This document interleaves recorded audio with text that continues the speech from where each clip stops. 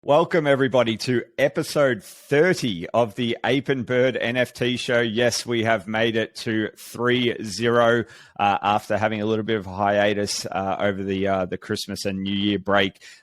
If you've joined us over the last couple of weeks, you will be aware Steve is temporarily unavailable. He will be back to this show soon. We don't know when that date is, but he has given me the blessing to have some special guests on each and every week. We had Boot and Marker last week. Boot returns for episode 30 today.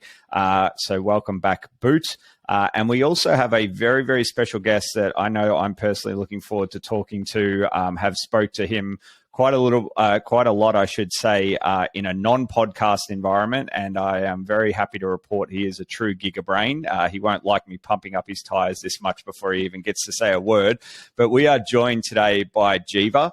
Jiva is the founder, or I might need to say co-founder of the Helix Collective, which is a venture studio that take on about 4 to 5 bets each year. And Jiva is actually looking for a new bet at the moment. So any audience listeners out there that have got a good business idea, Jiva might be your man to pitch. But Jiva has been building things and launching things for over a decade now. A very, very interested and talented mind to speak to. So we welcome you, Jiva, and look forward to talking to you today. What an epic intro. Thanks, Greg. Great to be on the show, and 30 episodes. Well done. Can I just take umbrage with my intro? It's just, and this is Boot, and then 2 minutes later, sorry, just flagging that. Well, I mean, recurring guest, Boot.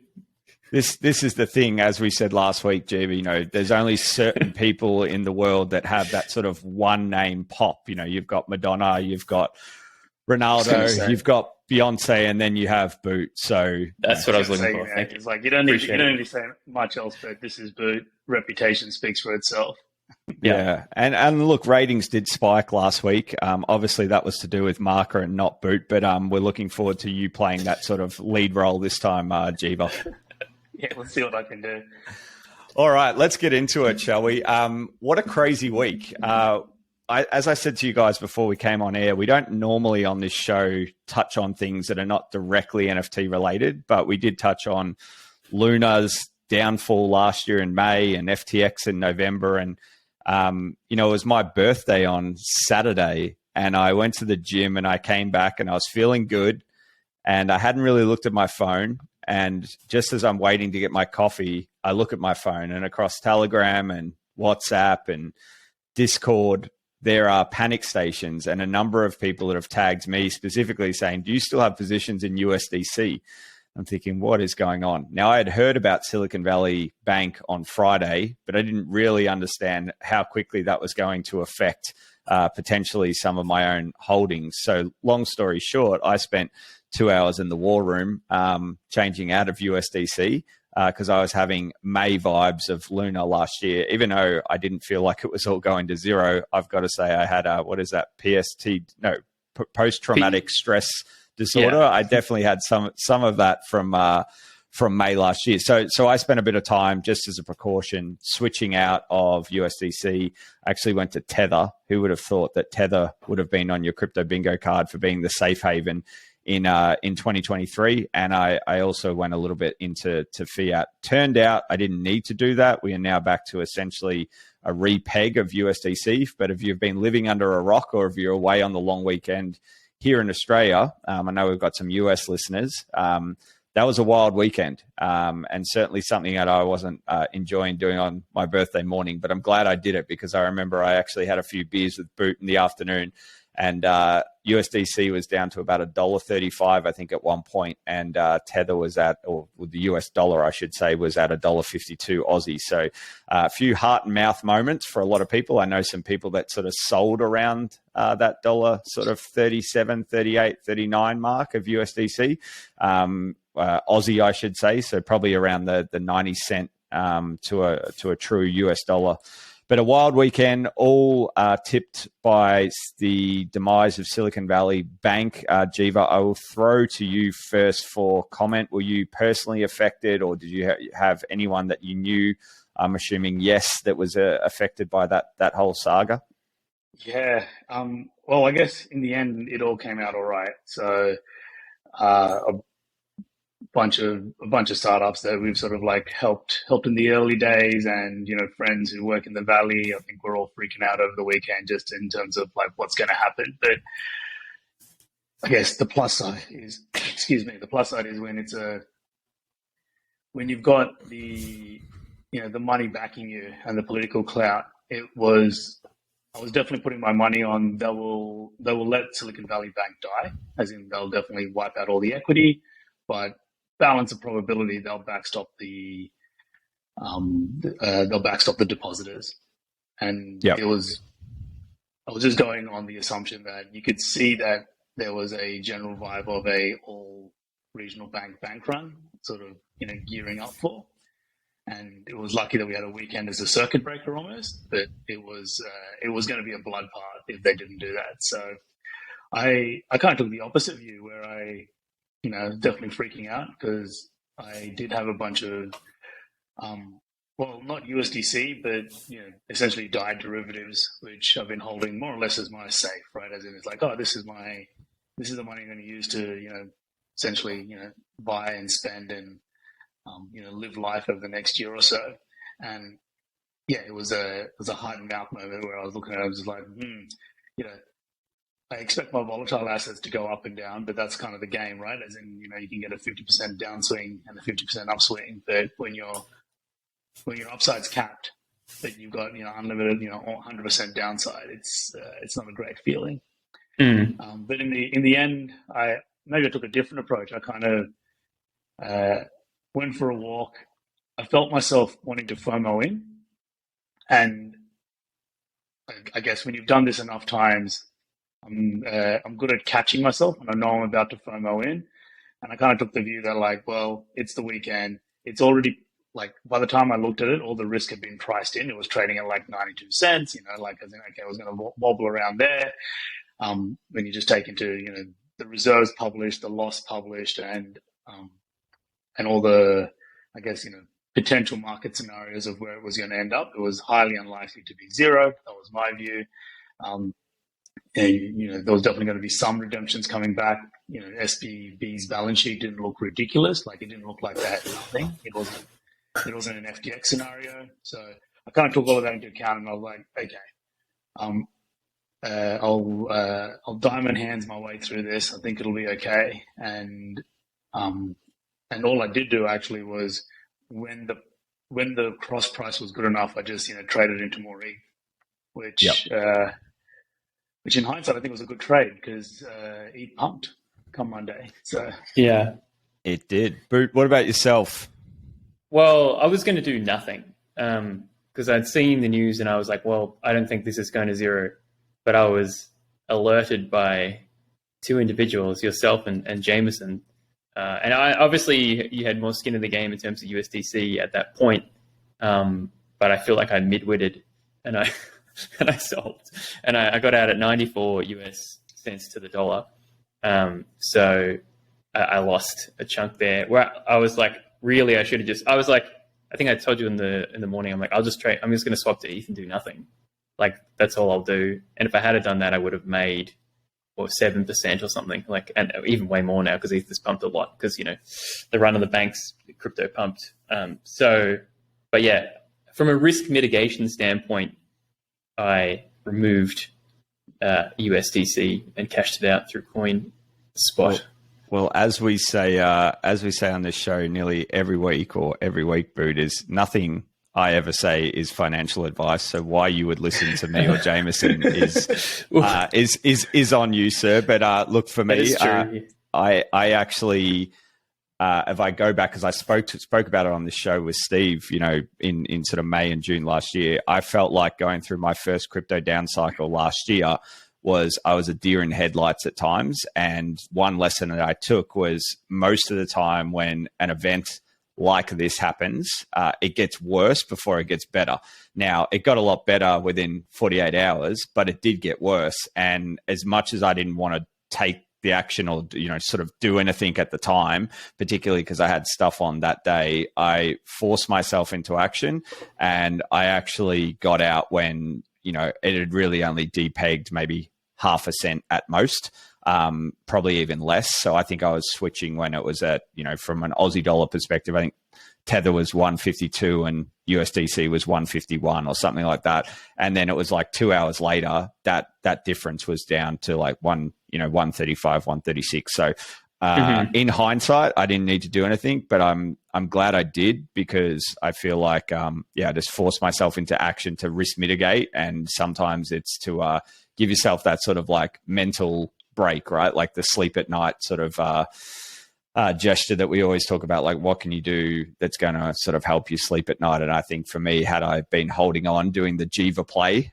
which ended up turning out all right for you, Jiva, but I think I would have been pretty distraught on Saturday, knowing that that gap was there. To be fair, like when I made the call on Saturday night, I did sort of go for a walk around the neighborhood, sit in my favorite bar, have an old fashioned, and kind of come home and be like, well, this is the decision I've made. So like whatever happens when I wake up on Sunday morning, like balance of probability, nothing moves, but like it could move Sunday, it could move depending on what the Fed says. Like if they say they're not going to do anything, it could move. If they say they're going to do something, it could move. So, but I don't know. I just personally, I was just like, okay, I'm just like going to live with whatever happens here, and I'm okay with it. And it's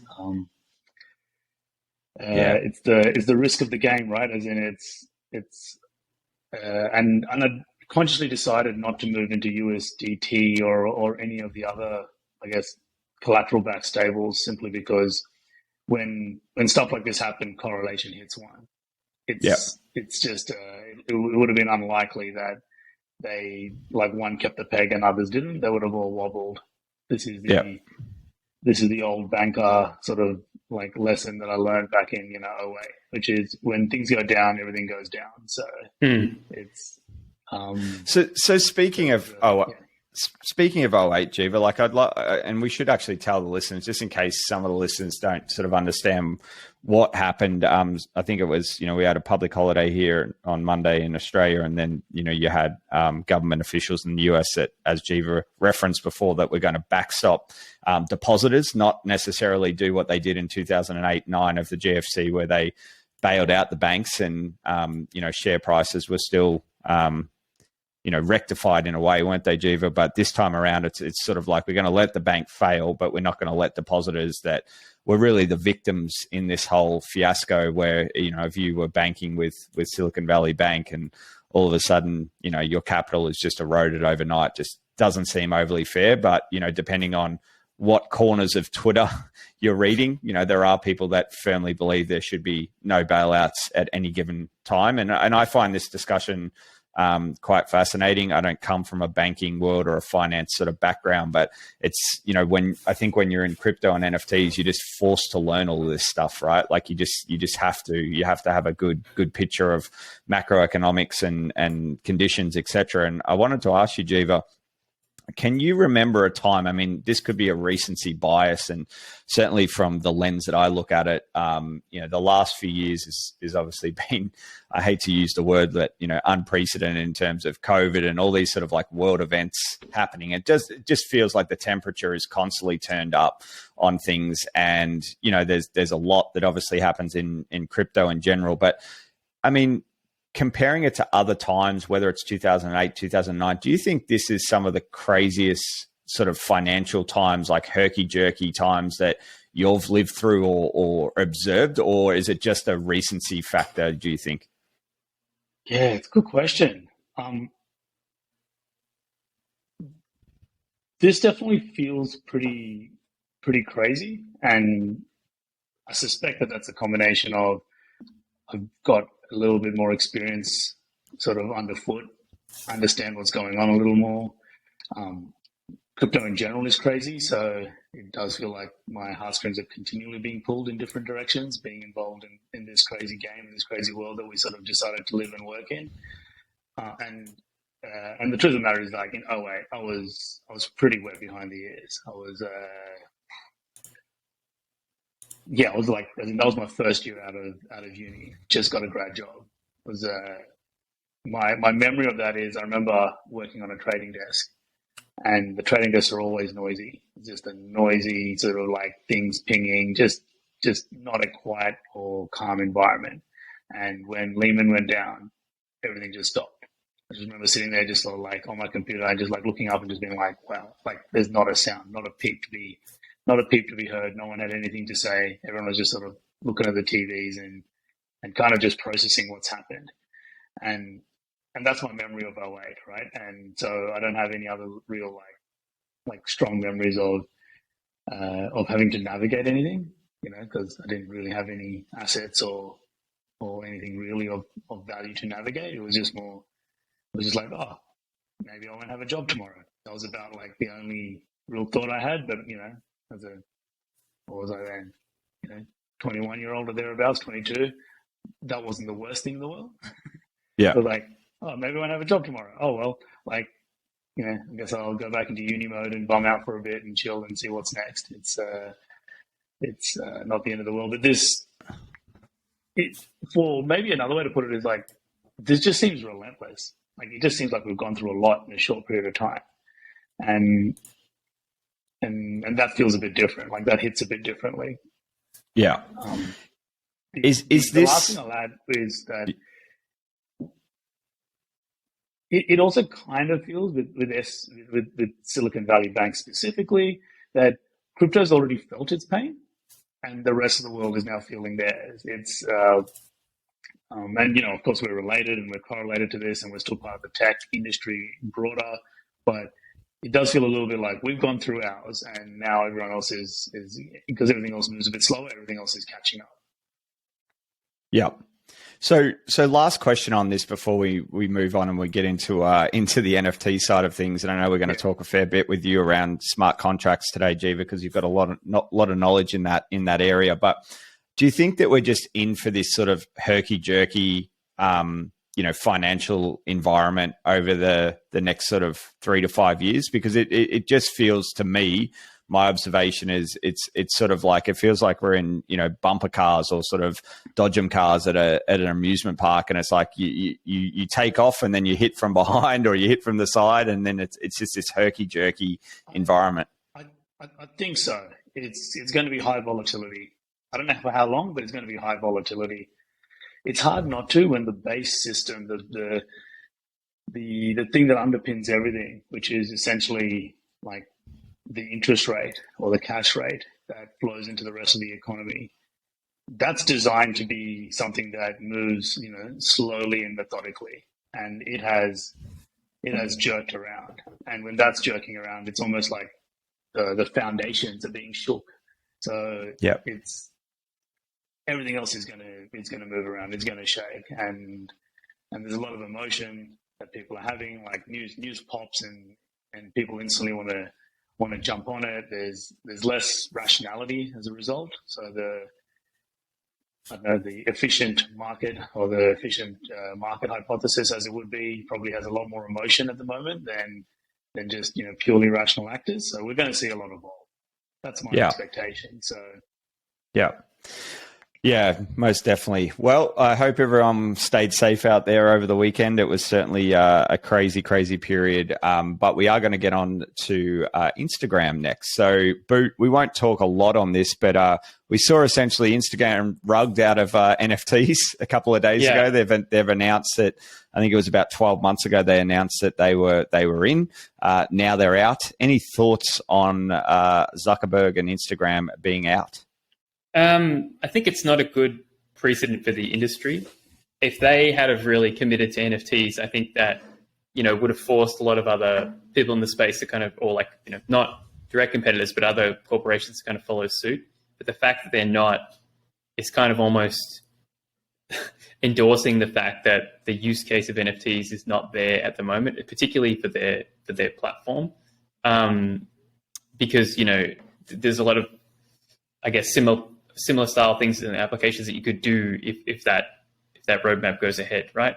So I think at the moment, like, we're down to what's the utility now? Like loyalty, I guess maybe experiences and like token gated experiences, but like it feels harder to defend the use case of NFTs at the moment if corporations are pulling the plug and we kind of need them to go forward at this point in time, while sentiment is like kind of really bearish and everybody's moving to become AI influencers. So I don't like it. It makes me feel uneasy, but maybe there's internal stuff going on there. I mean, who knows what the actual reason is behind all that. Jiva, any They didn't give a thoughts? reason. And They didn't give no, a strong reason, right? It was just like No. corporate dribble. do Yeah. we need Instagram, Jiva? Do we need Instagram for NFTs long-term viability? Yes, we need everyone for long-term viability. Yep. But there's to Boot's point, there's a question of where on the adoption curve they are. So the assumption was that Instagram and et cetera would be earlier on the adoption curve. Like we thought they'd be in the tail end of the early majority, as opposed to the laggards or the late majority. But it sounds like they're not. So it's such a strong use case. I'd be very surprised if they aren't forced to come along. This just goes down to network effects, as in it's the tech that's going to have the network effects. It already has. It'll be hard to create a credible competitor that has equivalent network effects, as opposed to just merging in.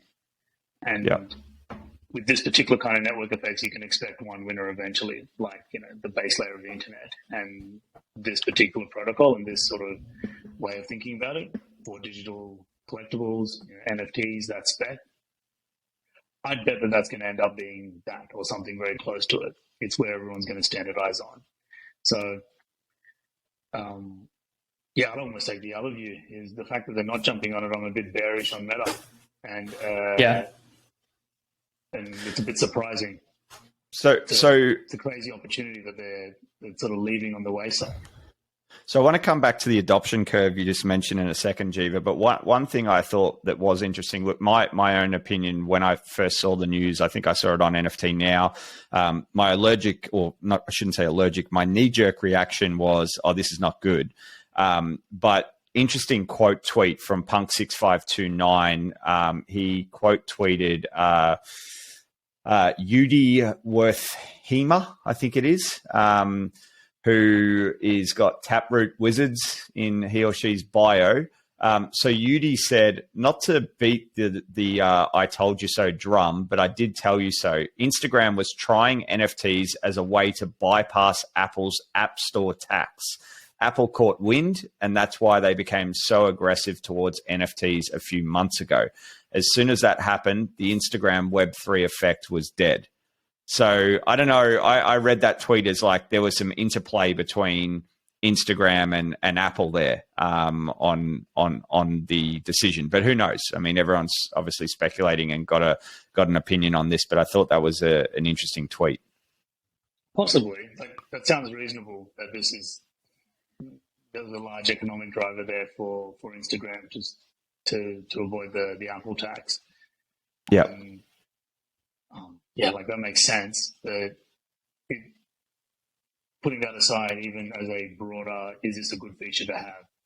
Does it make sense, and does it somewhat live logically within Instagram? It seems like yes, that's the case. And if they don't do it, there'll be something overlaid on top that does.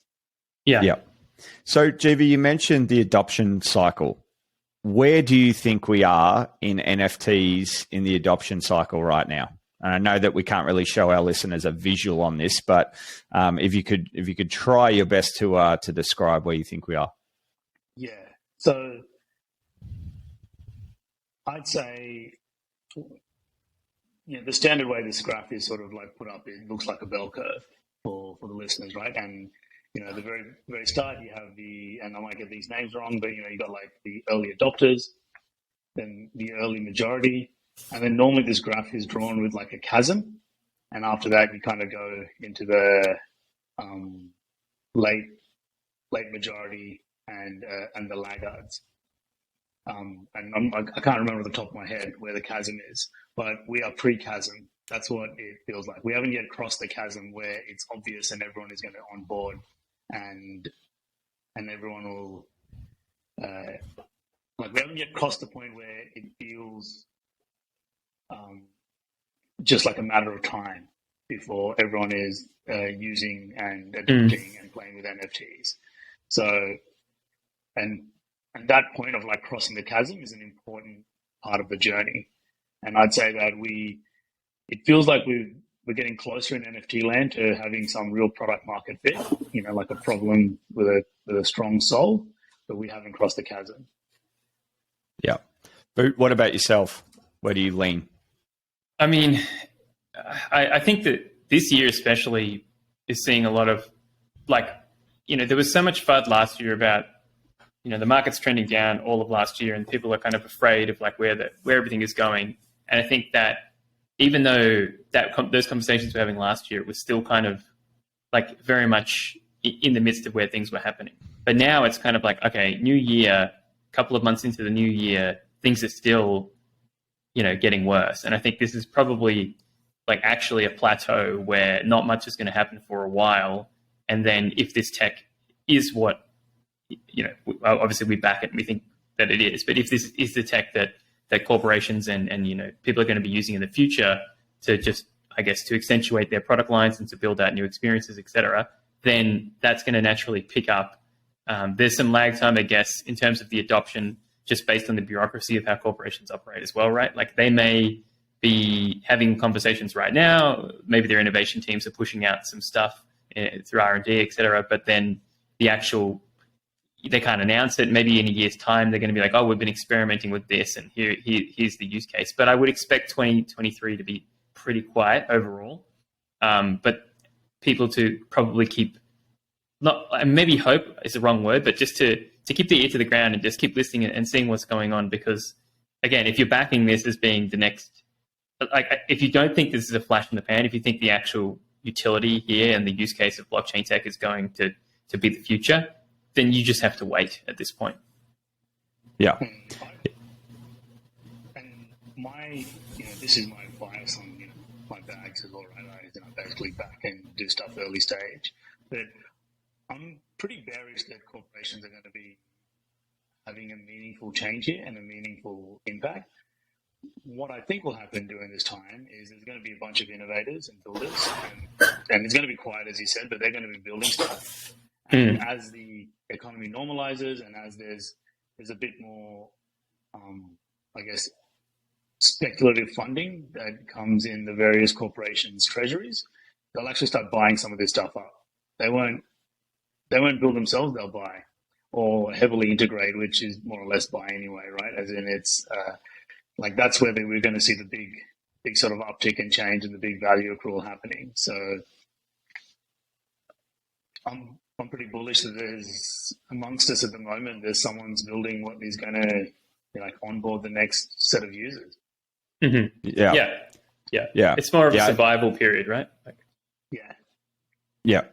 I think it's very interesting. Even the discussions around what pontificating on what brands may or may not be doing.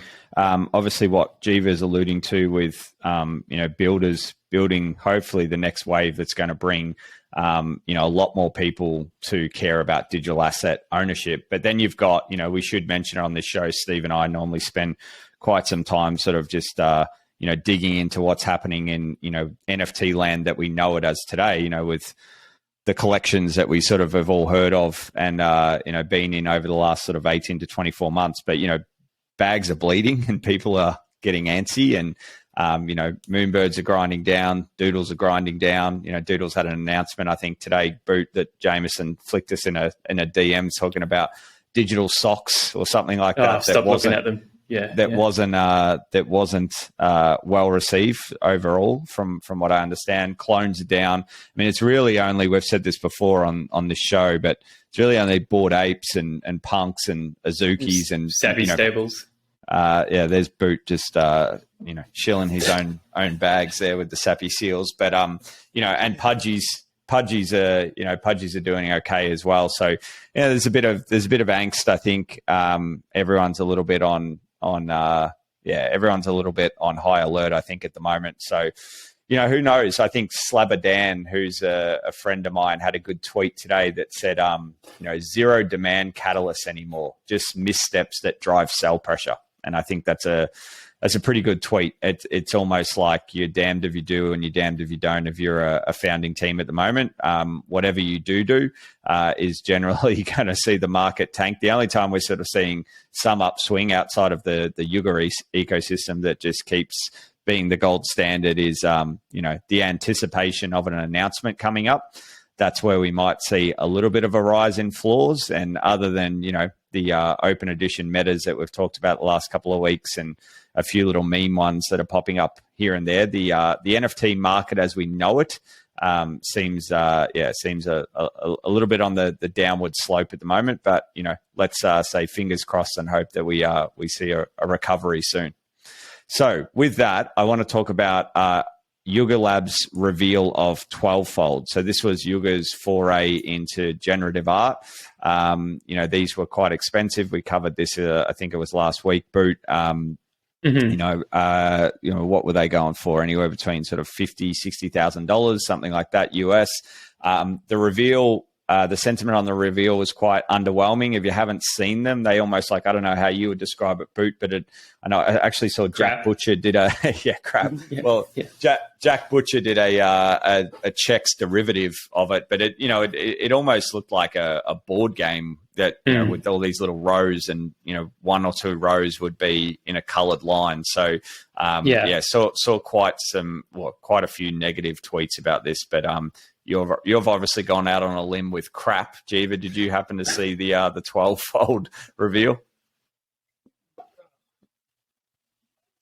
Honestly, it didn't evoke any emotion. Yeah, would be the way I describe it, right? And it's like I'd go like crap's better than like Yeah, like that's kind of like that's kind of how I felt it. Oh, like I hate to say it, but like it feels like art designed by committee. Yeah. Yep. And that's not what it's meant to be, right? I think it's meant to like this kind of thing is meant to have a bit more, I don't know, just a bit more opinionated is what maybe this is my own personal view on what I'm looking for. Otherwise, but like I do want something that's a bit more opinionated. It's I like the fact that most people who see my MFA think it's some bit of shitty art, right? As in, I like that, right? As in, it's like, no, but you don't get it, right? As in, there's a bit of a hat tip. There's a reason. There's a cultural significance. Like there's a different play to it. And this didn't have any of that. It just, I can't explain it any other way. It was a bit like I was expecting feels one way or the other, and I got no feels. Yeah. Well, if there's one ecosystem that can certainly take a few hits and still be on their merry way all the way up to the top, it's Yuga. So I would say it's momentary FUD, but they've dealt with that many a times in nearly 2 years now. So I don't see this being much of a blight on them longer term. All right, let's get into some of the juicier stuff that we wanted to talk to Jiva and Boot about today. We touched on ERC 4337 last week. Jiva, in my smooth brain analogy, I described this as the bumper rails, putting some bumper rails on for the Ethereum ecosystem. I want to talk to you about smart contracts in general because we had a great chat with you about a month ago around marketplace royalties, and we've obviously seen Blur come onto the scene, and we've had a lot of people that are talking about, well, why aren't royalties baked into the smart contract? You had some really interesting thoughts around that, but just in general, like, have you had a chance to look at ERC 4337, and have you got any sort of thoughts around that?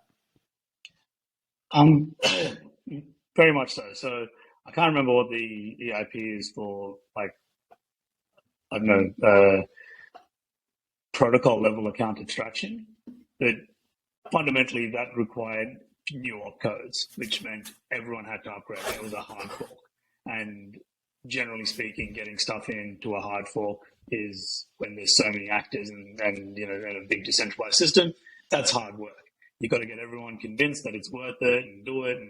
And there's almost always something a bit more important to go into a hard fork that's going to go in first. Withdrawing your ETH, for example, like data blobs, like dank sharding. Like these are more obvious things that add scalability and economic security premium to ETH, and they're always going to win. So on that account, I think this is really clever because this sidesteps that entirely, and it basically sidesteps it. Like, I think it does it in a pretty clever way. And bumper rails is a good definition of it. For me, it's just sidestep it as like, it's not even really a thing. It's almost like a design doc. Like, if you want to do something with account abstraction, technically, here's a cool way you should do it this way. This is probably the best way to do it, is how I describe it. And Okay. Did you want me to dive in a bit deeper? Like, as in one level deeper on like actually how it's meant to work? Yeah, absolutely. And I'll pull you out of that deep dive if I think that our listeners are getting confused, which will be AKA me as well. And I will ask you to clarify. But yeah, please go down another level. Yeah. Lots of questions. Yeah. I suck at trying to describe something like it's explain to me like I'm 5 is not my forte. So needle at me to try and like bring me up to a different level. So how does it work in general? You want to interact with a smart contract on ETH. I want to transfer my NFT to boot. So I want to call a method on the smart contract. I sort of work out what method to call.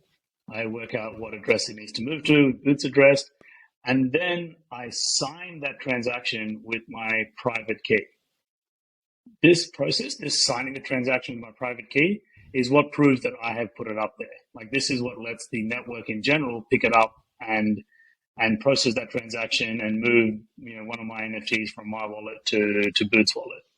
This is just how MetaMask and everything, or Ethereum in general, works. As in, when you sign a transaction, it's using public-private key cryptography, which means anyone can verify that I signed it using my public key, but the only person who could sign it is me. And how does that get out into the network of nodes? You kind of put that in your MetaMask, and your MetaMask is connected to some kind of RPC relay. Infura is the default that it comes bundled with, and that gets pumped out to the network of ETH nodes, and you get your transaction mined. Now, what if, and for this, and for the, I guess for the privilege of having this transaction mined, I've got to pay the network some fees, and I'll have to have some ETH in my wallet that gets pulled out. Now, what if I had no ETH in my wallet to pay for this transaction, but Greg did? And what if, even more so, all I had was USDC?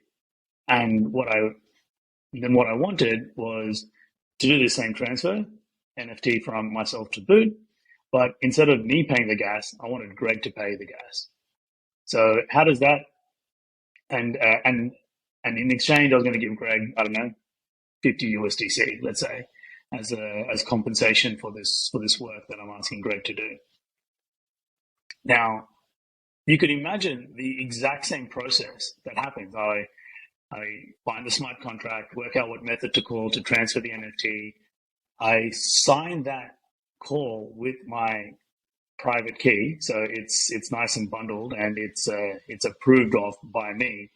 But then instead of me sending that transaction out to the network to be mined, I give this signed transaction to Greg, and basically go, "Hey, Greg, can you execute this for me?" And maybe part of this signed transaction is also an authority from Greg, authority that I give Greg to pull 50 USDC from my wallet. Then Greg can basically relay this on my behalf. He can put it out to the network. He'll be charged the gas, and as part of this transaction he puts out, he pulls some US dollars from my wallet to compensate everything. This ability, and this is nothing new. This has existed in ETH since the beginning. And if there's any sort of privacy aware degens who are listening in who have used Tornado Cash, it's the recommended way to use Tornado Cash. You generally don't go and if you're pulling stuff out of Tornado Cash, you don't pull it out using your own wallet. for multiple reasons, but also, you rarely in a fresh wallet will have some ETH to pull it out. So you sign the transaction using an empty new wallet, and you send it out to some Tornado Crash relayer, who will then do that on your behalf. And hey, presto, you end up with like ETH in your wallet at the end of it. This particular, EIP 4337 basically just formalizes that.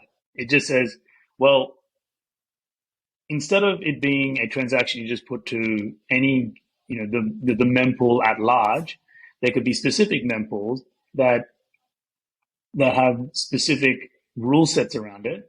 But broadly speaking, it's an abstraction on my account, which works by allowing, instead of it being Greg, the code, the process, the smart contract and node provider to do that same process that I just described with, I kind of give the blessing, I sign what needs to be signed and I put it out there, and then someone else sort of takes that and executes it, applying whatever rules that need to be applied. And this opens up a whole set of interesting account abstractions. Maybe I don't need to sign the transaction anymore. Maybe what I sign uses a different decryption methodology, right? As in a different, instead of, elliptical curve cryptography, something else, as in, we can experiment in different ways. Maybe this is the multi-sig that both me and Boot need to sign for this to happen. And once the transaction sort of is signed with both of us, it's sitting in this alt mempool that gets, executed. This is and given the mempools are separate to the nodes themselves, these are just the pool of transactions that are sitting there ready to be mined. It is a very clever sort of separation between basically saying there's to do whatever crazy account abstraction logic you like in whatever wallet logic you like.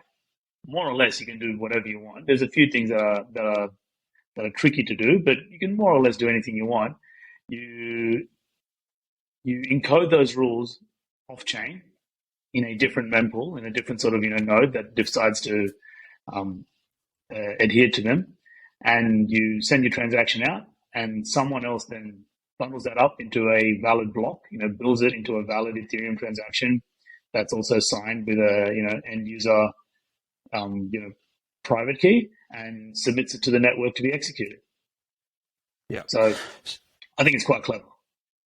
Absolutely. Yeah. I mean, I am not in the weeds as much as that, and that a lot of that made sense to me, Jiva. So thank you for that explanation. Two things are before we move on to marketplace royalties.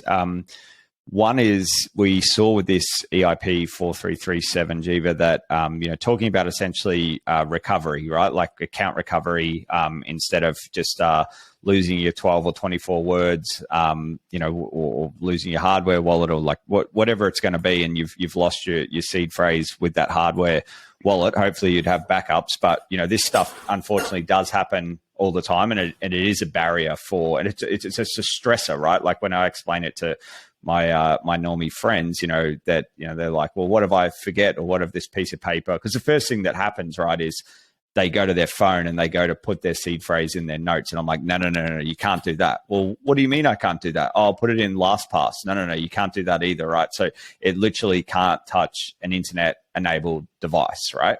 And then it's like, well, maybe we can dig into that a bit, because there's an interesting way you can do it. But yeah, well, I'd love to hear that. So let's talk about that. But let's also, if you could touch on what does it actually mean with this EIP 4337, and Boot, chime in at any time as well. For someone that historically, if we had lost our seed, everything is gone.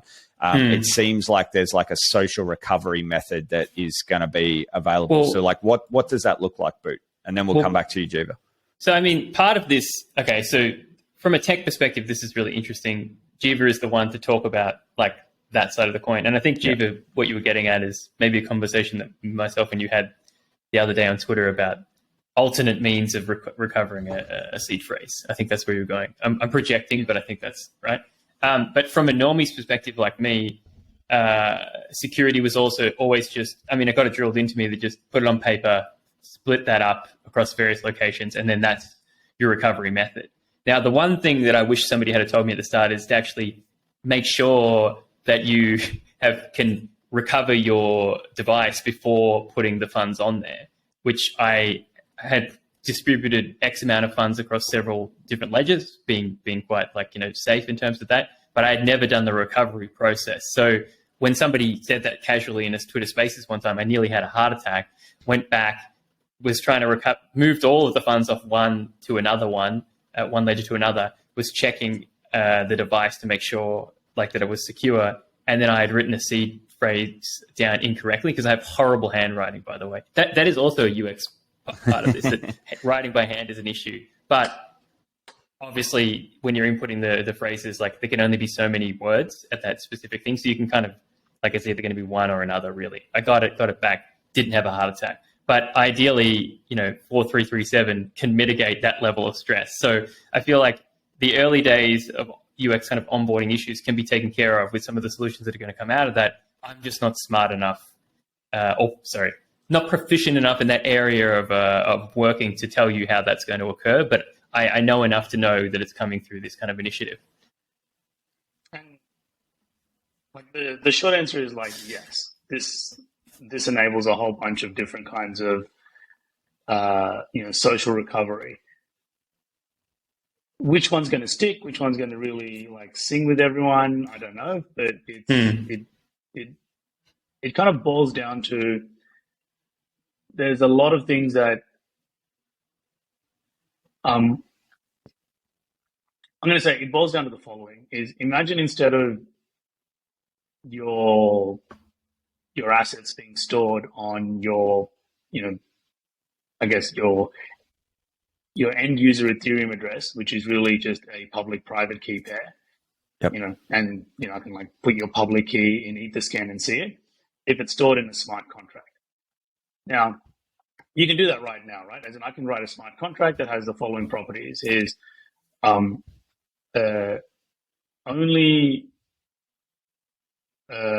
boot can access it, let's say, but if you ask me to, there's a specific transaction I can run, which is the move it all somewhere safe, like the rug the funds transaction, or recover who can access a transaction, and that's only that's all I can do. So I can't go and buy or sell any of your NFTs, but I can come and let's say reset the address that you use or something, or maybe it needs more than just me. It's me and Greg. You got to get both of us, and we can reset the address, and then you're good to go again. We can do that right now with a smart contract. That's without debating whether this is a good or bad social recovery. We can implement this. It's pretty straightforward code. We can get it out, in no time at all. The problem is that a lot of now to do anything in NFT land, in DeFi land, is a pain in the ass, because you can't just sign a transaction or interact using your MetaMask. You now have to hop through a smart contract to do a thing, and it's the UX is not great. And I'm kind of broadly describing a version of Gnosis, right? As in Gnosis, yep. multi-sig, it needs multiple people to sign it. They've spent an enormous amount of time and energy getting the UX right. Early versions of Gnosis, you basically had to interact with a smart contract directly. There was no Gnosis. Those things, the Gnosis app. There's a lot of effort put into this but this is for one particular use case, which is just a useful multi-sig. It happened to be the one that had the biggest market share.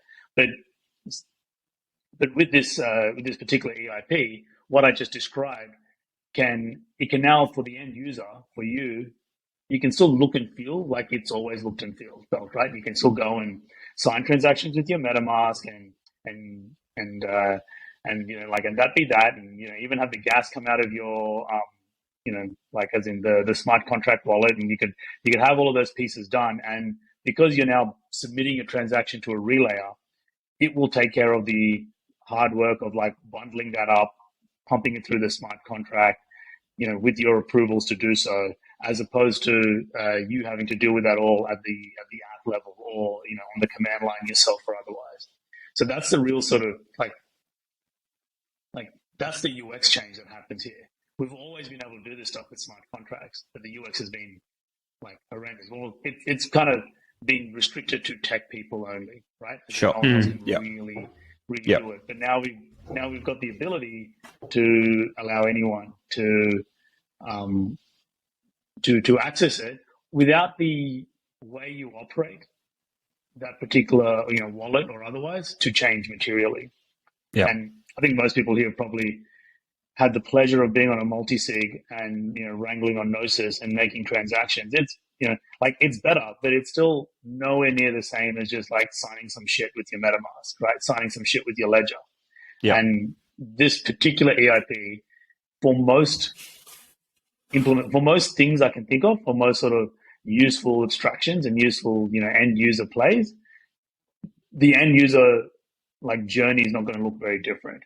As in, you click a couple of buttons, you say you want to do a thing, and then the marshalling and the smarts to like take what would have been the same as your MetaMask way or your Ledger way of doing it and bundling that up into various different, like plumbing it through various different smart contracts or otherwise is what this EIP really unlocks. Mm-hmm. Yeah. So I've hand waved a lot, so that's my sort of hand wavy description.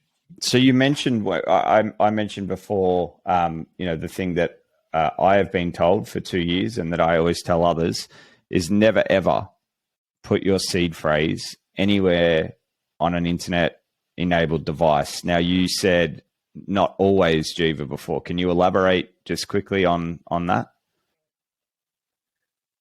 I think I need to get a tweet thread out on this, but Okay. It boils down to the following.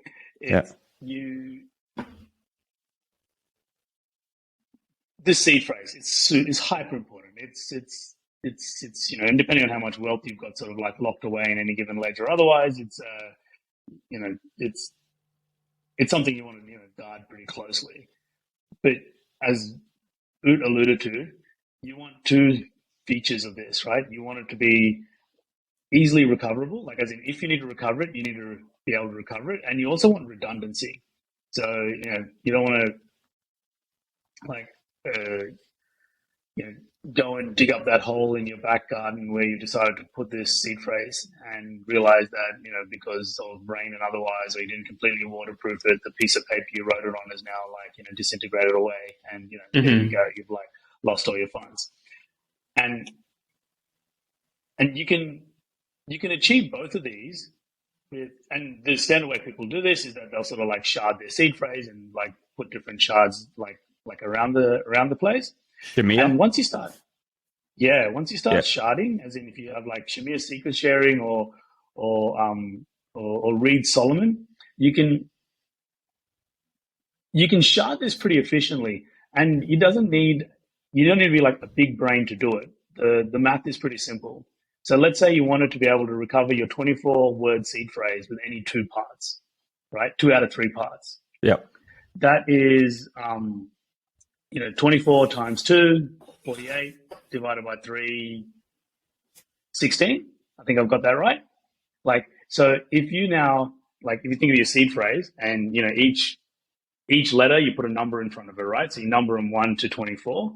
And then you have the, like, numbers 1 to 16, like the words 1 to 16, you write on one piece of paper, let's say. The words from, my mental maths is going to be tested here, 8 to 24, you write on another piece of paper. And then the words, and then basically like 1 to 8 and 16 to 24, you write on another piece of paper, right? Now you need 2 pieces of paper to recover your seed phrase, but you need any 2, right? So you have a level of redundancy, firstly. Secondly, and depending on how much funds you have at risk or otherwise, you might not be comfortable with this, but for any one of those seed phrases, if that's compromised, if I have your 1 to 16, it's kind of useless because I can't do anything with it without the last 8 to fill it in. Yep. So you can now do something with this, which is like akin to maybe store one digitally encrypted in your last pass, right? One physically locally in one location and one physically locally in another location. And it's so it's not all of it is digital, but like part of it is. And now you get the convenience of maybe you can easily access the one digital, in your LastPass, or maybe not LastPass, but like your KeyPass or something, right? As in, like, you can access that pretty quickly, and then the one that you've sort of chiseled into some steel that's a bit more like close to home. Let's say you can access that pretty quickly. So those two together, or you can even like keep one in a safety deposit box, and the bank is robbed. You're not risking your entire seed phrase, right? And it's so you have the properties of like any given shard is useless, but you're increasing the probability that, or you're decreasing the probability that you can be like basically like rugged, right? Robbed, because someone needs to rob 2 bits of things, and okay, like you got to be a bit careful of where you put them, and otherwise, and humans are generally bad at like correlation risk, so there's a good chance that you might like make it such that it's easy for someone, if they know enough about you, to know where all 3 is, or otherwise, all of that aside, standard security practices there of like don't tell people where you stored it or otherwise, but this this way of sharding it is fairly straightforward to do. Like, I think it doesn't take like much complexity to be able to do it. You can just do it in your head, more or less, assuming I've done my mental maths correctly. And but yeah, it's I think it's a little bit more secure than just having like all of your seed phrase. Even if it's like all your seed phrase in your safe at home, it's like that's still a bit too risky for me. Yeah, and I think that's an important message, and something that I didn't learn about until probably around this time last year was the fact that you could, shard those seed phrases and break them up essentially in normal person's language. And I think that's an important one when you're trying to decrease attack vectors. I think I hear what Jiva's saying around having one of those shards essentially maybe on something like a LastPass. For me personally, I still like the thought of not having any of them on an internet-enabled device, but maybe that's because I've just been hit over the head with a hammer so many times over the last 24 months. But I think it's a very interesting discussion, and and encourage listeners to dig into that a little bit more around your seed phrase. It is a pain in the ass if you've got everything on the one seed phrase at the moment, and you've got to send things to new wallets. But having that peace of mind, I think, is worth the time invested that you have to do for wallet management and the gas fees. So I appreciate those insights, Jiva. So maybe the last thing I'll add there is the part about this, and social recovery is definitely going to make this a little better. But the part about this stuff that people keep glossing over is, you got to make sure it's it's secure and whatnot. But Boot's point that you have to have a good disaster recovery fire drill, right? Like, when you want to recover your stuff, can you do it? And are you happy with the risks around it, right? Like, as in, you might want to recover it because your 4-year-old dropped your ledger in the dunny, right? And it's not really lost, but like, okay, you can't use it anymore. And maybe that's like, it's a bit more chill, right? You can sort of like, take your time, and you could take like a full day to get your stuff back and recreate a new one. It's like, okay, but maybe you're seeing stuff drained from a wallet, and you don't know if that's because someone has like, managed to, like, one of your private keys are compromised, or something's happened that you're not sure about, right? Like, that's or you're seeing your wallet drained and you're not next to your ledger at this second in time. It's not on your person. It's so you need to like recreate it quickly to be able to recover assets before it's all gone. And and I guess like it's those other risk vectors that you have to either fire drill for and think about, or actively decide that that's out of your risk profile. And it's a good point. All right, so let's talk about the discussion that we had a few weeks ago, Jiva. For a lot of listeners, big NFT enthusiasts, probably not as deep in the weeds as you are technically, but one of the the common misperceptions in NFT land, really up until, I don't know, Boot, probably even this time last year, I think, we'd seen Looks Rare emerge, and then X2Y2 and a few other challenger marketplaces to OpenSea. But one of the biggest value props for NFTs, and I remember one of the things that sparked my attention, was this idea of royalties in perpetuity forever, right? It was this whole new concept, and that was why artists were popping off. And it was sort of like, well, we hear about the classic story. You sell your physical artwork once, I sell it to Jiva. Jiva sells it to Boot. I never get a cut of that, revenue that Jiva sold it to Boot, and then it's unsold and unsold and unsold. And we hear that time and time again. And it was a very interesting value proposition that really got a lot of attention for NFTs. And we've seen a lot of projects that essentially have no business model yet, other than secondary royalties. We fast forward the clock, and we've seen in the last I think Blur launched in October or November last year in 2022. And we have now seen, with the Blur airdrop farming happening, OpenSea losing market share at a very rapid rate. And Blur essentially taking royalties to zero. Now, that's not overly correct statement, because they are enforcing royalties to a degree, 0.5, and they're giving you the option at the moment. But, we've seen OpenSea drop their royalties as well, in a way to try to compete with Blur in this particular moment. And one of the questions that, a lot of people have, Jiva, and I see it even on LinkedIn, people that are, talking about Web3 and NFTs and the future, et cetera, et cetera. And it's, well, just bake it into the smart contract. Like if it's not at the smart contract level, just do that, right? And that's generally the sort of sentiment that I see.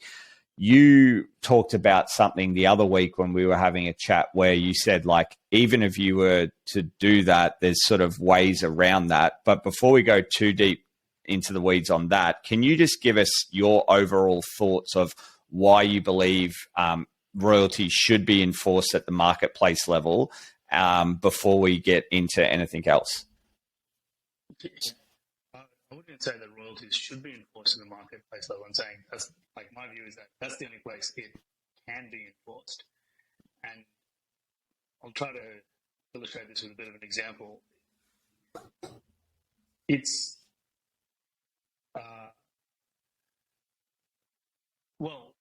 let's use the like you selling your car, like title deed, right? Yep. Or your house title deed. There's nothing that enforces, the various taxes that are enforced on house sales or whatever in the house contract.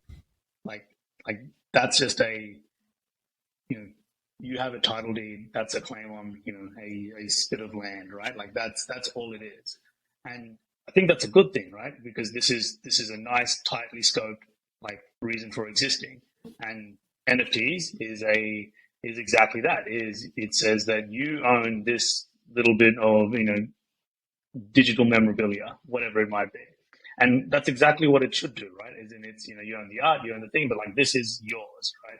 And you can do what you want with it. Like you can move it between wallets, you can put it, you can hang it on a wall, you can, like display it in a gallery, but like it's your bit of art to do what you want to. It's your property, right? As in that's really what we're talking about here. So where are these other, call them what you want, fees, taxes, or other levied, or royalties, whatever you want to call it, is at the exchange level. It's at the point at which two people trade. And in the, I don't know, house and car sort of example, that's levied and enforced by the operating jurisdiction, as in essentially the legal fiction framework in which we live in, is what enforces the fees to be paid and the taxes to be captured. So I'd go as far as saying that it can only really, if you want true building blocky things, if you want things that can like plug in nicely and are interoperable, which by the way I think is a massive value prop of everything that we're doing in the Web3 space. Sorry, it's to bring the marginal cost of integration basically to zero. Can you say that it's easy? Can you say that again? Because I remember you said that to Boot and I a few weeks ago when we have a casual chat, and I thought it was a very profound statement. So just say that nice and slow for the listeners, because I want them to have a think about this, because I know that I was thinking about it a few hours after you said it the first time.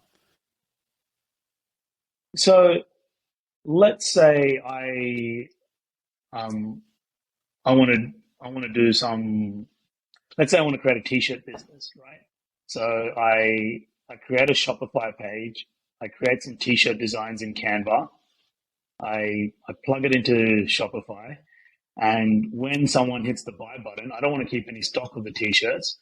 So what I do is I write some code or some zaps or something that like looks at the API on Shopify for sales that are done, and then goes and like gets the design from Canva and links that to some t-shirt printing site that I can sort of say, print this on the t-shirt, and the t-shirt gets print. And when it happens, I also sort of API in the shipping address that you put in, so it gets sort of like shipped out exactly to, you know, whoever the buyer was. I can do that, right? As in, like, this is a world we live in where most things have APIs, and it's not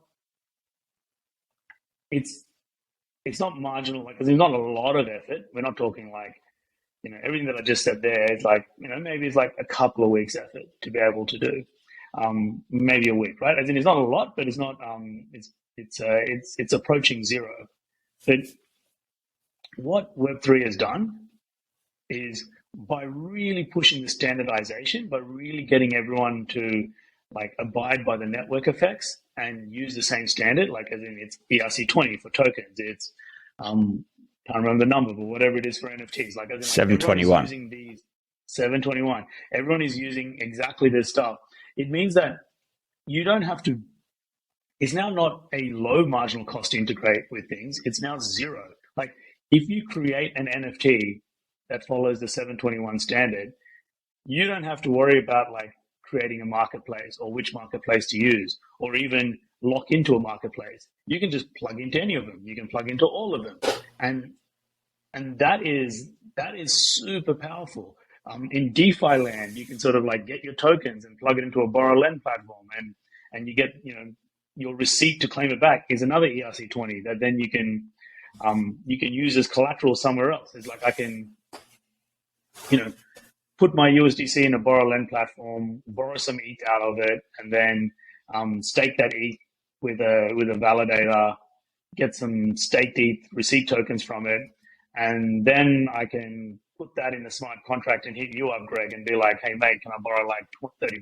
Here's my collateral. And you can look at that and be like, well, I can see how that all links together.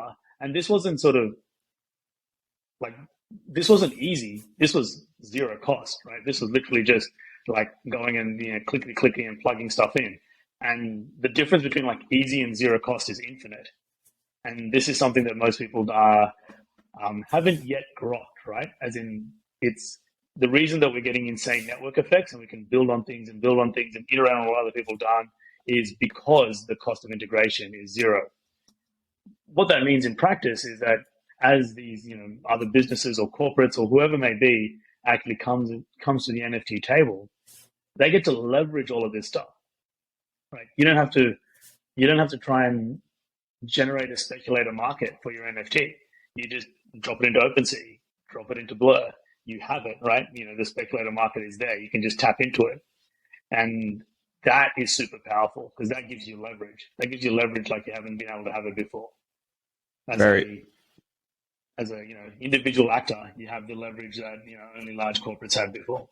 Yeah, no, I think it's a great statement. So just repeat it one more time for us. It was the marginal cost of integration is zero. Yeah. As opposed to low, right? Yeah. Web2 land, it's low. Like there's APIs, there's things, and, you know, you can do it, but like the difference between low and zero is, and it also just changes people's mindsets, right? Like, as in, you're so much more likely to like do something when the effort is almost close to zero, as opposed to a little bit of effort. And all kinds of barriers are reduced. And I think that's a really important point too, G, because like I think you could hear, you know, there's someone in the audience might be thinking right now, well, you know, you're talking about it's already low and now it's like zero. Like what's the big deal? But if I can give a different example, and, you know, it's sort of like we're recording this podcast now, right? Like on a SaaS product with Riverside, and we're all sort of in our respective studies or living rooms at home or whatever. Like all these things didn't just appear, right? Like they happened gradually over time, and the marginal cost of like doing things in technology just keeps driving down too as well, right? Like, and we're doing so many things in our daily lives that the difference between us doing this 20 years ago versus now is really night and day. Like we could have done it 20 years ago, but the infrastructure that we would have needed would have been almost like close to like, Channel 7 or Channel 9, like having like production studios and things like that, and, staff essentially within our homes to be able to do this. So like, I think it really is an important point you made there, Jeevan. It's exciting to sort of hear you talk about. That's sort of the thing that probably is getting your juices flowing from a Web3 perspective. Yeah, definitely. And it's gonna be a big impact. And going back to the like where do royalties live or what's happening here is I can't see like to capture this in the transfer, like as in the transfer method of a contract, is going to be awful for users, most users. As in like now you can't just move between wallets, right? You can't because you'd have to pay a royalty. Sort of like, you have to pay a royalty, right? You can't.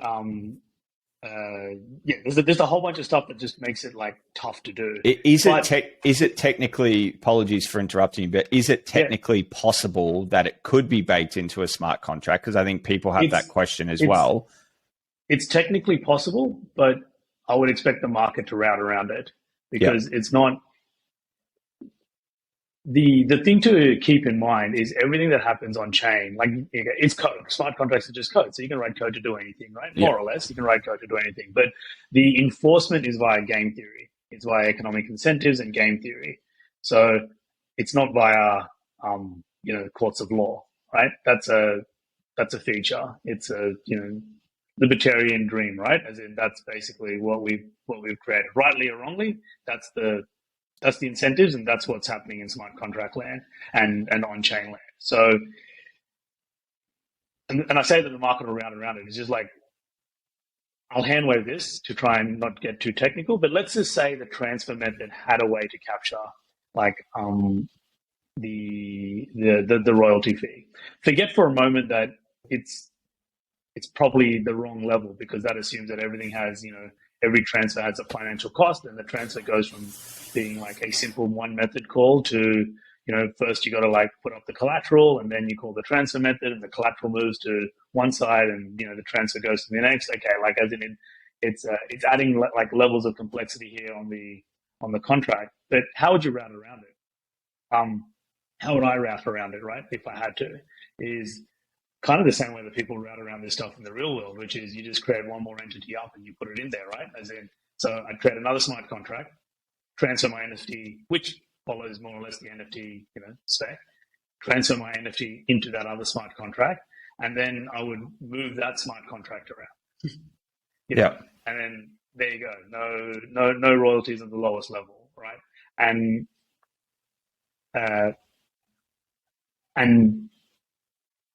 this is just a function of, I would say, the current market is the current royalty market or the current NFT market is the game theory or the economic incentives is one of a marriage between speculators and creators. So it's not an insane surprise to me that given that's the current market and that's the game theory, and royalties are essentially a transaction fee. They're a transaction fee on speculators for trading. And in any market, generally speaking, and I'm not calling this as like right or wrong, I'm just saying like this is just what happens in a free market kind of setup, is transaction fees tend towards the lowest that they can possibly be. And that's what we're seeing. We're seeing transaction fees. We've called them royalties, and that's been a great marketing thing to pitch it and a great way to like explain it. But given they're a tax on sale, it's a transaction fee. And efficient markets generally will push transaction fees to the lowest that they can possibly be. Boot. That's just... Boot, the the transaction fee versus royalty framing, I'm sure there's plenty of artists that are not going to love to hear transaction fee, but I fully understand where Jiva's coming from as well, and we're seeing the market respond with sort of what's happening with Blur to sort of, I think sometimes to batch in, like there's in my opinion there's a big difference of paying 5 to 10% to a PFP project where you might be underwater on that particular NFT and you've still got to give 5 to 10% on the way out the door versus maybe an artist, that has been promised this sort of a new creator economy and all of a sudden it's sort of somewhat been rugged. Where do you stand on this whole debate yourself? And is this just a permanent fixture that has left the value proposition of NFTs for good? Yeah, I think I've been saying it for a while that the royalty model was a stupid model, and that it shouldn't have been propping up these projects. Now I understand that they don't have an alternative source of revenue, right? Because where's it coming from? So of course, from a project perspective, they're going to push the narrative. I mean, some founders might have pushed the narrative that it was about artists, but really it was about their bottom line, right? And that's affected by the marketplaces that aren't enforcing royalties. But at the end of the day, if the consumer, and we are consumers, are doing transactions on marketplaces where zero royalties are enforced, that's what they want to do. So you can't say that, that's removing, like that's destroying the market, it's destroying the projects because people aren't paying royalties. They're not paying because they don't want to, right? If they wanted to, if your product was good, they might opt in and pay that to support. But, we're not at that stage in the like, I guess in the life cycle of NFTs at this point in time. There's so much just FUD, and I'm not giving any specific examples, but a lot of people abandoning their projects to go DAO model, based on the fact that they're not getting royalties anymore. So it's just like I think it's good that these projects are having to think about alternative revenue sources and alternative ways of staying relevant, and the good ones will, and the others will drop away. Jiva, I can see you itching to jump back in. Go. Oh, no, I agree, but I'd go a step further, which is the royalty debate isn't one of, I'm laying this out as not as like I have a strong opinion one way or the other, right? As in, it's but we've got to work within the constraints of what we have, and for lack of a better way to describe it is what happens on chain is a essentially Wild West market, right? There's no legal enforcement. It's the market decides what is fair. Market decides what the fair rent collection should be, and this doesn't mean artists are like back to begging poor. It just means that they need to like change also and end up having fair rent collection, which is going to be painful, right? Because there's been a gravy train, as in if you were early and you jumped on it and you got the 10% royalties, like happy days, right? The ones that sort of didn't jump on it, okay, you'll have to adapt accordingly. Like that's just going to be the way it is, and I think that they will adapt, and there'll continue to be value capture. Like if you're generating value, you can capture it, right? And it'll just be a change in how these artists think about their projects or otherwise. Like as in there'll be innovation here that is not. That doesn't rely on marketplace enforcement. That's my prediction on where this is going to go. So we have heard, I think you even said this, Boot, a few weeks ago when we were chatting that maybe just projects keep some of the supply to themselves, and then they're sort of incentivized to be working on that project, and for them to get some ongoing stimmy checks to a degree, they can sell off some of that supply as they go. Jiva, we have to wrap in about 5 or 10. I know Boot's got ahead, but I did want to ask you this one last question with this marketplace. So there's $1 million bounty that I've got, and I can give it to you if you can come up with a solution, if there is a solution in your mind. I know I'm completely putting you on the spot here and I didn't prep you this, but, and maybe we have to come back to this in a future week, but if there was $1 million bounty put up and someone said, Jiva, is there any way to solve this sort of quote unquote problem of being able to enforce royalties in some way, shape or form, particularly if we take sort of the PFP crowd out of it and say, like, we're trying to solve this for artists, right? And they want 5% or 7.5%, like whatever it's going to be. Is there a way to solve for this? Or do you just think that it's just natural market dynamics and we are where we are because that's where we are? The way, as in, if you want to go down that route and, forgetting PFP projects, because, they can just keep some portion of supply and sell down over time, which, more or less makes it no different to like any of the numerous, like shitcoins that have launched. And, I say that lovingly, not as a, disparaging term at all, but like, it kind of like, it ends up with the same economics, right? It ends up with the same sort of game and, which is fine, right? As in, like, if the projects add value, they make money. If they don't, they don't. I think it perfectly aligns incentives. But if you wanted to go and have something that was captured along the way, the framework or the thing that I would think about it as, and I think this is the right word for it, is like a harbinger tax. So instead of it being a tax per trade, which ties speculators to creators in a very like, as in the power dynamic is not quite right? As in, it's one of like, as these speculators, speculators will pay if they're making money, and if they're not, then they won't pay, and eventually the market will round around it anyway, because that's just where it's going to end up. You can set up your NFT so that it's and this would follow the spec, and this would more or less be exactly what you'd expect an NFT to be like. But if the NFT contract didn't, fund and wasn't able to fund the tax that was going back to the creator, whatever that would be, then the asset itself, ownership changes back to the creator. So you could, and then now you can get creative on how you want to do this. Maybe you make this as maybe you make the tax as a function of like the TWAP trades, right? As in the time weighted average price of that NFT over time. Maybe you just make it fixed, right? As in, it's just like over 6 years to own this thing, you have to pay the artist 3/8, right? That's it, right? And it's up to you how to fund it. It's broadly the ENS model, right? You don't actually own your ENS. You have to like fund it every.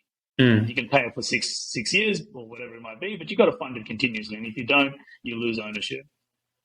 This means speculators can speculate to their heart's content and buy and sell it, and the price will be baked in for how long as in more or less, like for how long it's been sort of sat there for. But also artists can benefit from, if this is really something that pumps and people want to hold it, right? Because there's lots of value in it. The trade makes sense. If I've got something that's worth 70 ETH and I've got to pay the artist 5 ETH to own it, I'll pay the artist 5 ETH, right? As in, and you'll also notice that there'll be a bunch of markets that pop up that, even if I don't have the 5 ETH, will essentially allow me to put my NFT up as collateral to get the 5 ETH to pay the artist, and like I would see all of this sort of like this building blocks sort of blossom if we went down this route. Would be my bet on it. Let's come back and listen to this episode in a few years and see how right or wrong I am. I like where you're going with that, and I think we might have to pick up that discussion at a future date as well. We have to get you back on the show at a future time. All right, as we wrap up, I just want to mention a couple of other notable things that have happened throughout the week. Blur now is available on mobile. We won't dig into that, but they had an announcement. Pokemon is looking to hire someone with NFT knowledge. So anyone out there, check out Pokemon. Sesame Street launching their first NFTs with Vive. So just another little note there. I did want to mention Punk 6529's digital rights charter. We have not read that as a collective here today, Boot, Jiva, and myself, but I'm sure it's great. Yes, I do want to dig into that. I love 6529's philosophy in general. I'm excited to read that. And lastly, I wanted to make mention of CX3 event in Melbourne, which is a Web3 conference for brands on this coming Monday, the 20th of March. So if you go to CX3, that's the number 3 conference.com, that has all the information and tickets. I think tickets are only about $30. If you want to get along to that and you're in Melbourne, check that out. And also NFT Melbourne on Thursday, the 23rd of March next week, run by Theo and Marka. Marka obviously joined us last week for the show. Both Boot and I will be at both of those events. So if you are there, come along and say hello. NFTmelbourne.xyz for tickets and information there. So good luck to all the organisers of those events next week. Big week in Melbourne if you are in the Web3 space. And lastly, our disclaimer. Nothing you heard on this show is financial advice. It is for entertainment and informational purposes only. And I want to thank our esteemed guests today, Jiva and Boot, for joining us. I really enjoyed hearing both of your thoughts. So thanks, guys, for being on. And Absolutely. Love to have you back in a future episode. Yeah, it's awesome. And unfortunately, I won't be down at NFT Mel, but my business partner James will. So if you see a tall, bald, smiley dude, it's almost certainly James. Go say hi. Lovely. There you go. Tall, bald, and smiley. Sounds like an MFer. Look, the two of us basically look like MFers. So well, that is a good way to wrap the show. Thanks again, guys. Thank you for everyone tuning in. We appreciate you giving your love to this show. That is episode 30, and we'll see you back next week. Cheers. Thanks, guys. Awesome. See ya.